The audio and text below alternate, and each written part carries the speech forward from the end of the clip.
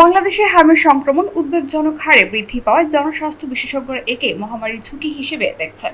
দেশের বিভিন্ন জেলায় শিশুদের মধ্যে দ্রুত এই ভাইরাসজনিত রোগ ছড়িয়ে পড়ছে, যা স্বাস্থ্য খাতের জন্য নতুন করে চ্যালেঞ্জ তৈরি করেছে।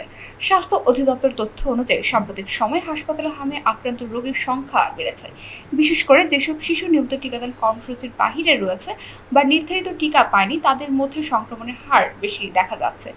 গত ১৯ দিনে হাম উপসর্গ নিয়ে ৯৪ জন মারা গেছে। রাজধানী সহ দেশের ৪ জেলায় ২৪ ঘন্টায় হামের উপসর্গ নিয়ে মারা গেছে আরও ৪ শিশু। বিশেষজ্ঞদের মতে, করোনা পরবর্তী সময় টিকাদান কার্যক্রমের ব্যাঘাত, জনসচেতনতার ঘাটতি এবং কিছু এলাকায় স্বাস্থ্যসেবার সীমাবদ্ধতার কারণে এই পরিস্থিতি তৈরি হয়েছে।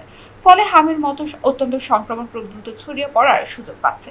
হামের লক্ষণ হিসেবে জ্বর, কাশি, চোখ লাল হয়ে যাওয়া এবং শরীরে লালচে ফুসকুড়ি দেখা দেয়। জটিল ক্ষেত্রে নিউমোনিয়া, ডায়রিয়া, এমনকি মৃত্যুর ঝুঁকিও তৈরি হতে পারে, বিশেষ করে শিশুদের ক্ষেত্রে।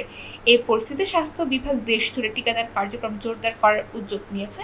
পাশাপাশি আক্রান্তদের দ্রুত শনাক্ত ও চিকিৎসা নিশ্চিত করতে হাসপাতালগুলোকে প্রস্তুত রাখা হয়েছে এবং শিশুদের নির্ধারিত সময় অনুযায়ী হাম রুবেলা টিকা নিশ্চিত করতে এবং কোনো উপসর্গ দেখা দিলে দ্রুত চিকিৎসকদের শরণাপন্ন হতে আহ্বান জানিয়েছে।